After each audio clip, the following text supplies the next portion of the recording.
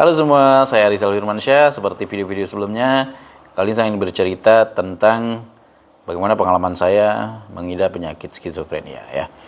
Jadi saya ingin bercerita ketika kambuh sekarang ini. Ketika kambuh itu apa sih yang terjadi pada diri saya? Nah, ada sebagian teman-teman saya dan yang ada di tempat opname di sebuah rumah sakit gitu ya. Itu kita bercerita tentang apa yang terjadi pada diri kita masing-masing. Nah, kalau saya kebetulan ketika kambuh itu yang terjadi adalah halusinasi yang lebih yang lebih dominan gitu ya. Jadi halusinasi, kayak merasa diri bukan diri sendiri, kayak diri menjadi jadi artis atau jadi super dari orang manusia super atau jadi orang-orang istimewa gitu ya. Dan kita itu sangat merasakan diri kita tuh menjadi orang yang lain. Itu kalau saya. Ada lagi yang lain mungkin beda. Ada yang mengatakan dia sedang ngobrol atau bersatu dengan leluhur-leluhurnya gitu ya, atau apa-apalah gitu ya. Yang jelas itu namanya halusinasi. Sebagian besar halusinasi. Ada yang mendengar bisikan-bisikan, ada yang mendengar semacam dia melihat sesuatu yang tidak dilihat orang lain. Nah, itu adalah halusinasi sebenarnya. Karena saya pun pernah, kalau halusinasi secara kepribadian, maksudnya tentang diri pribadi saya, itu misalnya saya seolah-olah menjadi Power Rangers misalnya, atau Satria Baja Hitam gitu ya, atau menjadi artis ternama ibu kota misalnya, itu saya pernah merasakan seperti itu. Obsesi-obsesi saya yang awalnya itu sebuah cita-cita seolah-olah menjadi, misalnya Anda bercita-cita ingin menjadi Polri atau TNI atau apa, di situ menjadi-jadi halusinasinya. Terus kemudian selain itu mungkin Anda juga merasakan, ada juga yang merasakan halusinasinya menjadi orang-orang yang sudah meninggal atau apa gitu, seolah menjadi satu dan sebagainya. Nah, itu salah satunya atau salah duanya. Banyak ya, artinya banyak halusinasi yang bisa terjadi saat kambuh. Nah, kapan seseorang pengidap skizofrenia disorder atau bipolar atau depresi ini kambuh? Itu saat mendapatkan tekanan yang berlebihan, tekanan hidup ya, ujian yang berlebihan. Misalnya Anda merasa udah nggak kuat nih, nah itu biasanya stuck di situ, maka akan terjadi semacam ya akhirnya kambuh gitu ya, kambuh lagi, kambuh, dan Anda akan berhalusinasi, Anda akan mulai merasakan marah yang berlebihan, gelisah, tidak bisa tidur.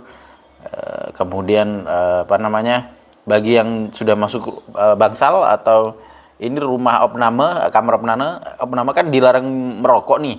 Bagi yang sangat kecanduan merokok itu kan menjadi penderitaan juga gitu ya, karena di rumah sakit kan dilarang merokok ya. Terus kemudian selain lain lagi, misalnya Anda akan emosi Anda tidak terkontrol kadang-kadang. Terus kemudian yang paling penting sih emosi, kadang-kadang emosi tidak terkontrol ya, karena pengaruh obat-obat. Nah, terus apa yang terjadi ketika ada di rumah sakit yang ada di opname? Apa saja? Ini nanti akan saya bahas di video selanjutnya. Yang jelas, kalau di rumah sakit itu biasanya, kalau kita di kamar rumah sakit, kamar opname ya, kalau ada yang ada khusus kamar opname, khusus poli jiwa, khusus untuk penyakit jiwa, kalaupun ada di sebuah rumah sakit, biasanya kelas A atau B rumah sakitnya. Itu biasanya di situ teralisnya tinggi-tinggi ya, jadi dilarang keluar kalau enggak. Ini sistem keamanannya juga kuat ya. Kemudian sangat ketat dengan keluarga. Nah, di situ biasanya akan terjadi halu-halu ya dengan teman sejauh senasib perjuangan ya. Kayak saya ini contohnya, pernah kemudian suatu ketika kambuh nih, kemudian masuk ke kamar atau bangsal atau namanya kamar opname. Nah, di situ saya bersosialisasi dengan beberapa penunggu juga, dengan bersosialisasi dengan sesama pasien juga gitu ya. Berbeda-beda, nggak sama. Halusinasinya nggak sama. Ada yang seolah-olah menjadi kiai, ada seolah-olah yang menjadi ustadz gitu ya. Ada yang dari agama lain mungkin seolah-olah dia adalah nabi atau apa. Kadang-kadang seperti itu, sangat berbahaya kalau misalnya ini di penyakit seperti kita ini dianggap sembuh pada saat kita kambuh. Makanya harus disadari betul bahwa ketika kita kambuh itu benar-benar menjadi ODGJ atau orang dalam gangguan jiwa. Nah, itu harus ada ditangani oleh tim medis atau tim yang memang bertugas untuk menangani ini gitu deh. Bahkan yang paling berbahaya, ini perlu saya sampaikan. Seseorang bisa akan bunuh diri, berniat bunuh diri sampai sejauh itu ketika dia depresi atau bipolar atau skizofrenia dalam akut. Karena skizofrenia itu termasuk penyakit kritis loh sebenarnya.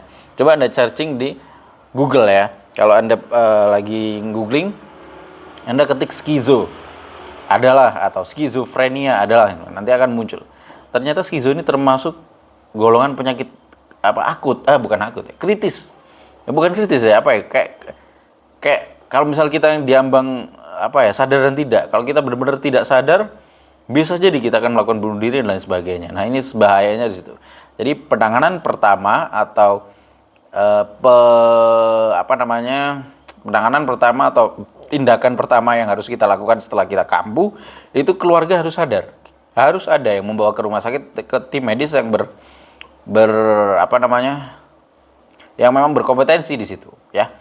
Oke, jadi jangan sampai diarahkan malah ke hal-hal yang non medis, mohon maaf, karena ada non medis juga yang masih belum sesuai dengan penanganan yang sebenarnya, gitu ya. Jadi harus ada dokter, ada psikolog, ada psikiatri, ada psikolog.